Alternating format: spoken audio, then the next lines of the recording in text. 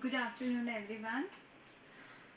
See, we are doing chapter 15 in 11th biology, and it is a plant growth and development and growth in plant. ठीक है, जिसके अंदर हमें क्या पढ़ रहे थे चैप्टर 15 के अंदर प्लांट ग्रोथ रेगुलेटर्स.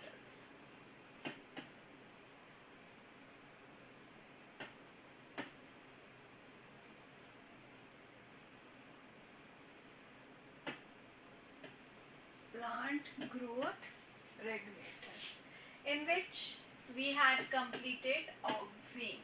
ऑक्सीन की स्टडी हम कर चुके थे. आज जो हम स्टार्ट करेंगे इट इज अ जिब्रेलिन. देखो जिब्रेलिन का जो है मैंने आपको डिस्कवरी वाला पोर्शन जो है वो कंप्लीट करवा दिया था लास्ट लेक्चर के अंदर. इसके अंदर मैं आपको ये जरूर बता सकती हूँ वापस कि किससे डिस्कवरी हुई जिब्रेलिन की. तो जापान में हुई थी. कुरासोवा ने इसकी डिस्कवरी की थी. और किसके अंदर? जिब्रेला फ्यूजिकोराई फंजाई के अंदर डिस्कवरी हुई थी. कैसे हुई थी कि वो राइस प्लांट्स जो थे इन्फेक्टेड वो सारे के सारे इलोंगेटेड हो गए, प्रोडक्शन कम हो गया, और उस डिजीज का नाम था बैकेने और फुलिश सिडलिंग डिजीज. ठीक है, इसकी स्टडी हुई थी. अब रिसेंट जो है हमारे पास ये जिब्रेलिक एसिड के फॉर्म में मिलता है, GA जिब्रेलिक एसिड. तो इसके नियर अबाउट 110 जो है जिब्रेलिक एसिड हम बना चुके हैं. डिफरेंट केमिकल स्ट्रक्चर बना चुके हैं. इस तरीके से जिब्रेलिक एसिड 110 जो है इतने स्ट्रेन्स हमारे पास अवेलेबल है. और मेन जिसे हम जिब्रेलिन कहते हैं वो है GA3. ये क्या है? GA3. अब इसका इफेक्ट क्या होता है? इलोंगेशन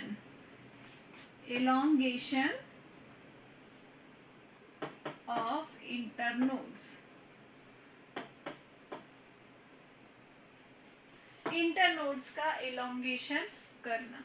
कोई भी प्लांट छोटा है उसको लंबा किस तरीके से करना है, तो उसके अंदर जो इंटरनोड्स है उसके अंदर इलोंगेशन देना पड़ेगा. जैसे सपोज करते हैं ये हमारे पास क्या एक ये वाला 1 2 3 ये 3 इंटर नोड्स है. मैंने क्या सामने आपके सामने क्या रखे हैं? 3 इंटर नोड्स. ठीक है, 1 2 एंड 3 ये इस तरीके से प्रेजेंट है. और इनके बीच में जो गैप आपको नजर आ रहा है वो देखिए वो क्या है? बहुत ही कम है. अगर जिब्रेलिन का स्प्रे दिया जाए तो ये गैप्स इस तरीके से बड़े हो जाएंगे. तो आप देखें पहले प्लांट की हाइट कितनी थी? इतनी. अब जिब्रेलिन का स्प्रे देने के बाद ये इंटरनोड्स इतने इलोंगेटेड हो गए. तो आप देखिए अपने आप हाइट बढ़ने लग जाती. ठीक है, तो इसे हम बोलते हैं इलोंगेशन ऑफ इंटरनोड्स. इंटरनोड्स का इलोंगेशन जो है वो किस तरीके से होता है? मेन हम इसके फंक्शंस लिख देते हैं. इंटरनोड्स बता देती हूँ मैं आपको डायग्राम के अंदर. Diagrammatic representation. This is the node. ये क्या है? नोड. ये क्या है? Node. This is the node. और इंटरनोड क्या है? ये इंटरनोड.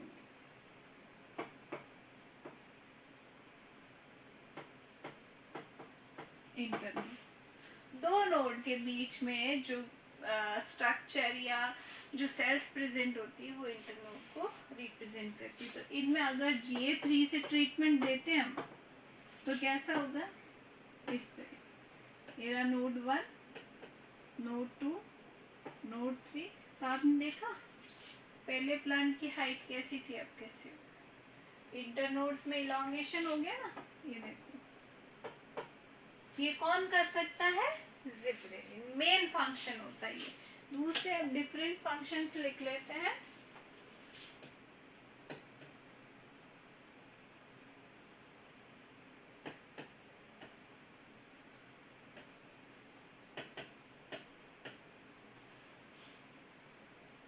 जिब्रेलिन के और क्या क्या फंक्शन होते हैं?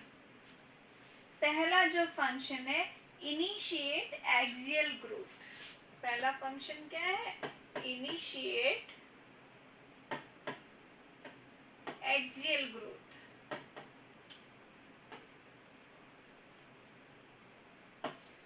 एक्सियल ग्रोथ मतलब सेंट्रल ग्रोथ जो है, जैसे ये प्लांट है, ये रूट से, ये सिर्फ और सिर्फ इस एक्सिस के अंदर ही ग्रोथ करवाएगा, इसे हम एक्सियल ग्रोथ कहते हैं। सेकेंड है इसका फंक्शन इलोंगेशन। जैसे इनिशिएशन एक्सियल ग्रोथ में मैं आपको एग्जाम्पल बुक में अपने एग्जाम्पल दिए, भूल गई मैं। एक तो है elongation of stalks of grapes। Grapes के जो स्टॉक्स है ना, उनका इलोंगेशन, और इलोंगेशन ऑफ एप्पल, ताकि उसकी प्रॉपर शेप मिल जाए। जैसे ये अगर एक छोटा सा एप्पल है, इसको हम जिब्रेलिन से ट्रीट करवाएंगे तो ये आपको प्रॉपर एक बड़े एप्पल के फॉर्म में नजर आएगा। ठीक है ना, ये जिब्रेलिन की वजह से। तो इनिशिएशन इन एक्सियल ग्रोथ। दूसरा है delay in senescence.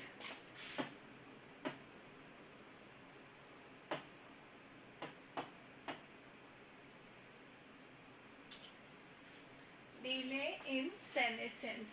Now, what is senescence? Senescence क्या होता है? Old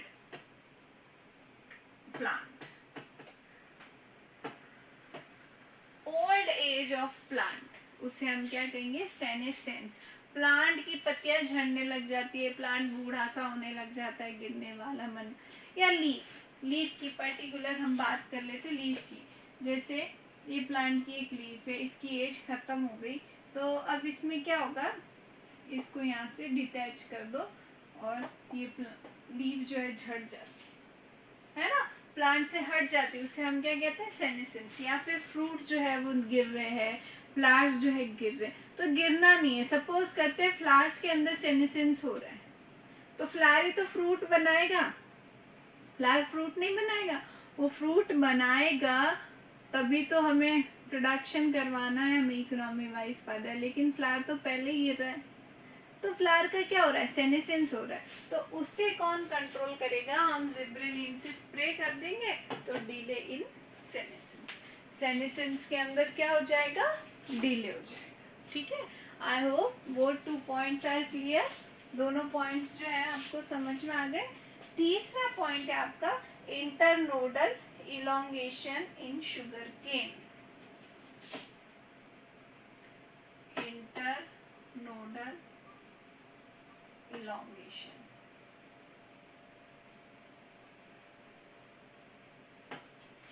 Internodal elongation. एग्जाम्पल क्या ले लेते हैं इसका? sugarcane.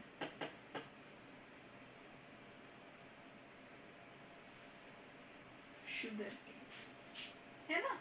अभी मैंने आपको जो डायग्राम बना के बताया, जैसे ये इंटरनोड्स इतने छोटे छोटे, तो शुगर केन की हाइट क्या होगी? कम होगी, कम होगी, तो हमें इसका जूस या शुगर बराबर प्रोड्यूस नहीं होगा। हमने क्या किया है, इसको जिब्रेलिन से ट्रीट करवाया, तो आप देखोगे इतना ज़्यादा इलॉन्गेशन जो है वो होना स्टार्ट हो गया। ठीक है ना, इसे हम कहते हैं इंटरनोडल इलॉन्गेशन। फोर्थ पॉइंट है आपका, इसे हम कह रहे हैस्टेंस द मैच्योरिटी पीरियड।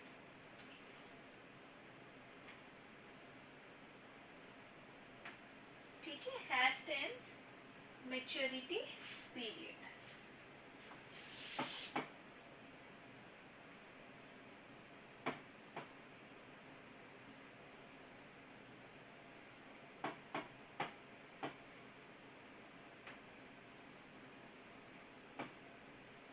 क्या बोलते हैं इसको?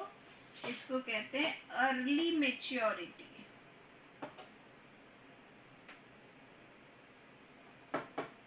एग्जाम्पल कॉनिफर्स जो होते हैं, कॉनिफर ट्री जो होते हैं ना, जो हील्स पे प्रेजेंट होते हैं, उनके अंदर अगर हम GA3 का स्प्रे करें, GA3 से अगर उसको ट्रीट करवाएं तो वो मेच्योर जल्दी हो जाएंगे। और हमें क्या है, अर्ली मेच्योरिटी हम क्यों ले रहे हैं, फॉर द सीड प्रोडक्शन, हमें जल्दी ही सीड मिल जाएंगे।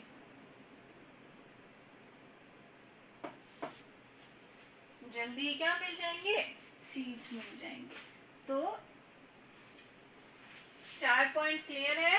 और लास्ट जिसे हम कह रहे हैं धमाकेदार पॉइंट आने वाला है, जो मेन जिब्रेलिन के वर्क को बताता है, जिसे हम कहते हैं bolting,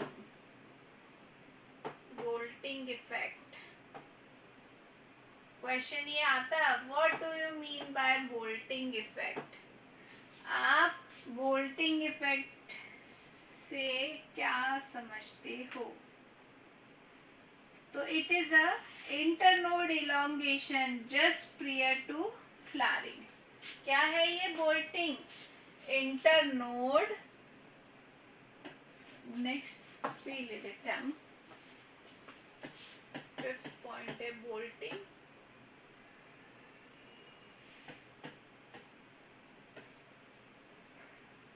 internode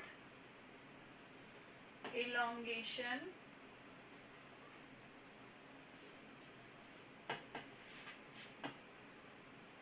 just prior to flowering।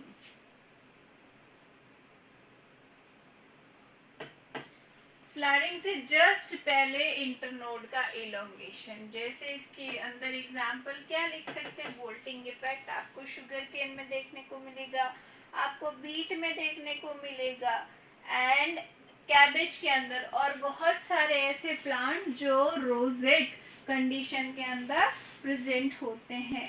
Rosette condition का मतलब क्या होता है? रोजेट ड्वार्फ, ठीक है। रोजेट का मतलब क्या होता है? ड्वार्फ। इन सब के अंदर आपको बोल्टिंग इफेक्ट देखने को मिलेगा। कुछ एग्जांपल जैसे बीट, जैसे कैबेज, बीट एंड कैबेज, ये दो चीजें आपको इजीली समझ में। कैबेज आप सबने देखा, देखो कैबेज में क्या होता है, जैसे ये सेंटर पोर्शन है कैबेज का, ये इसका एक नोड है और ये दूसरा इंटरनोड जहाँ से लीफ इस तरीके से कवर कर देती है, ठीक है। सेंटर के अंदर आपको पता ही नहीं चलेगा कहाँ पे नोड है, कहाँ पे इंटरनोड है।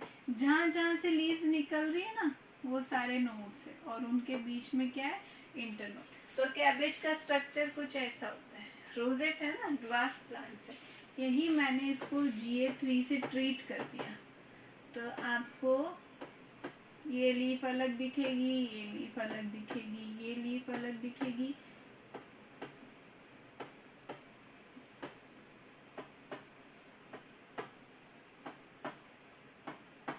ये देखो प्लांट बड़ा हो गया ना, इलोंगेट हो गया। तो ऐसे प्लांट्स को हम क्या कहते हैं, रोजेट प्लांट्स। क्या कहलाते हैं वो? Rosette plant. और उनको हमने GA3 से ट्रीट किया है, ठीक है।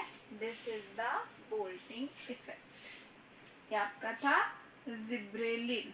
अब जो हम पढ़ने जा रहे हैं, इट इज अ 6 साइटोकाइनिन।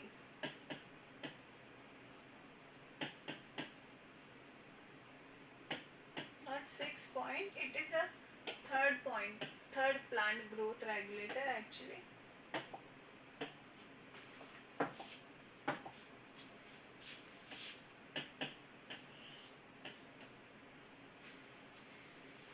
देखो इसकी डिस्कवरी क्या है, पहले तो इसका वर्ड का मीनिंग समझते हैं, बहुत इजी है। Cyto means cell, kinin means division.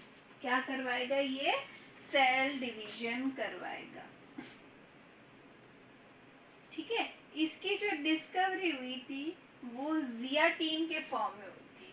Chemical का नाम क्या रखा गया था? जियाटीन। इसके अंदर कौन? कार्नेल,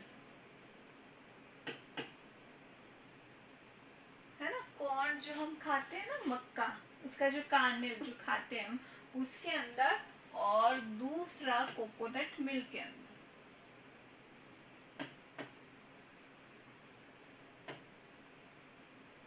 इन कोकोनट मिल्क, तो इन दोनों के अंदर क्या डिस्कवर हुआ था? साइटोकाइनिन किस फॉर्म में डिस्कवर हुआ था? जियाटीन के फॉर्म में। जियाटीन के फॉर्म में साइटोकाइनिन जो है वो डिस्कवर हुआ। Is it clear? अब मेन आपको ध्यान क्या रखना है, इसका जो मेन फंक्शन होता है वो क्या होता है?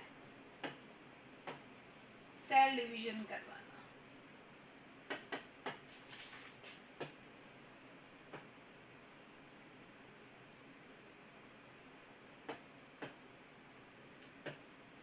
सेल डिवीजन करवाना।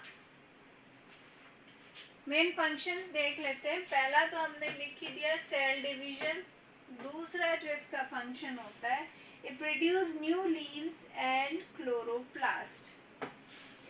इट प्रोड्यूसेस, क्योंकि सेल डिवीजन हो रहा है ना, तो ऑब्वियसली न्यू एपिकल बर्ड्स बनेंगी और उनसे नई लीफ बनेगी। इट प्रोड्यूसेस न्यू लीव्स, नई लीव्स प्रोड्यूस करेगा, और लीव्स के अंदर क्या? क्लोरोप्लास्ट। तो new leaves and chloroplast.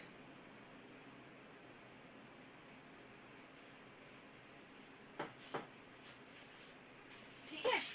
Third function इसका जो हम ये कह सकते हैं, लेटरल शूट ग्रोथ।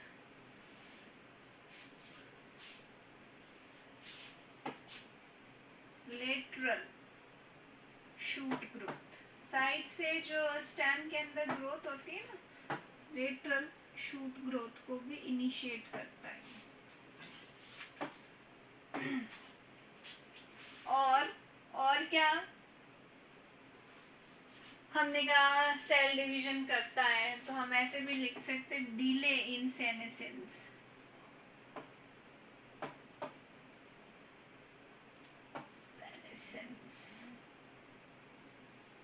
सेनेसेंस में डिले हो जाएगा।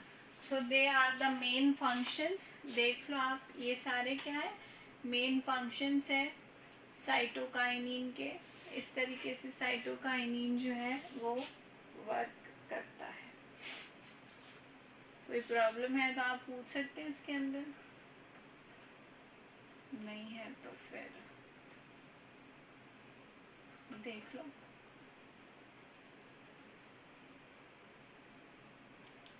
ओके देन, नेक्स्ट हार्मोन हम लेते हैं।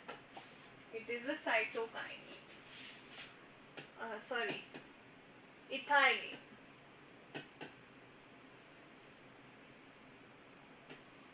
देखो, इथाइलिन का तो सबको आता ही होगा स्ट्रक्चर, इस तरीके से CH2 डबल बॉन्ड CH2, है ना। ये इथाइलिन का केमिकल स्ट्रक्चर है। क्योंकि ये बहुत सिंपल है ना, इसलिए मैंने बता दिया। बाकी इतने कॉम्प्लिकेटेड स्ट्रक्चर आपको ध्यान में नहीं रखने, ना इतने स्ट्रक्चर्स पूछे जाते हैं। इसका तो क्या है, आप केमिस्ट्री में पढ़ते हो तो मैं पूछ ले।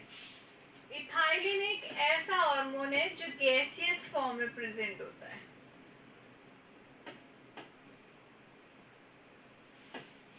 ठीक है, गैसियस फॉर्म में प्रेजेंट होता है। जो इथेफोन के नाम से जानी जाती है। इसका जो गैसियस फॉर्म है,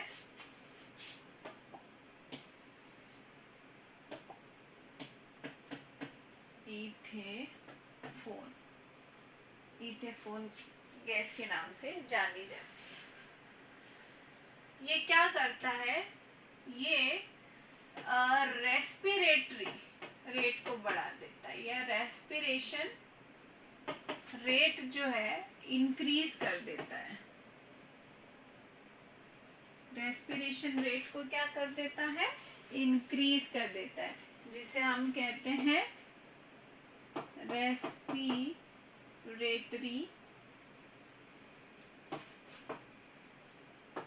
क्लाइमेटिक। ठीक है, किसमें किया, फ्रूट्स के अंदर। देखो जैसे जैसे रेस्पिरेशन रेट बढ़ती है, रेस्पिरेशन होता है ना, फ्रूट राइपनिंग होती रहती है, तो ये रेस्पिरेशन रेट को बढ़ा देता है, तो ऑब्वियसली फ्रूट राइपनिंग को ये इनिशिएट करेगा। तो इसका जो मेन फंक्शन होता है वो क्या होता है, फ्रूट राइपनिंग।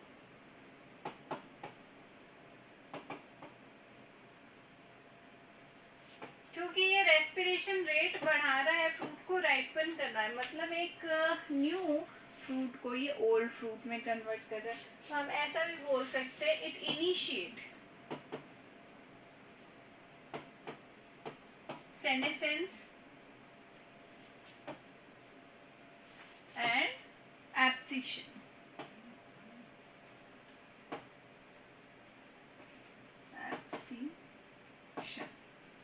ठीक है, सेनेसन और एब्सिशन को भी इनिशिएट करता है। तीसरा है ये डोरमेंसी जो होता है उसको ब्रेक डाउन कर देता है, breaks dormancy.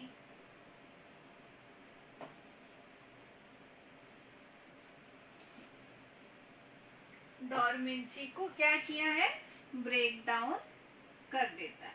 Elongation of internodes and petiole और root and root hair growth. और क्या कह सकते हैं हम, फोर्थ पॉइंट है इसका elongation of internode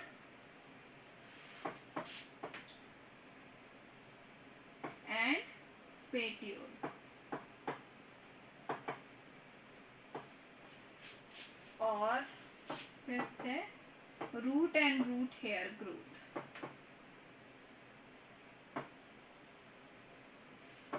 root hair growth, तो देख लीजिए ये इसके फंक्शंस है इथाइलिन के। और इथाइलिन के बारे में ज्यादा कुछ नहीं, डायरेक्ट क्वेश्चन ये रेस्पिरेटरी क्लाइमेटिक क्या होता है और ये किस तरीके से अफेक्ट करता है और मेन इसके फंक्शंस है। Okay then, today we had completed plant growth regulators. ठीक है, ना एक ग्रोथ रेगुलेटर बचा हुआ है, वो है एब्सिसिक एसिड।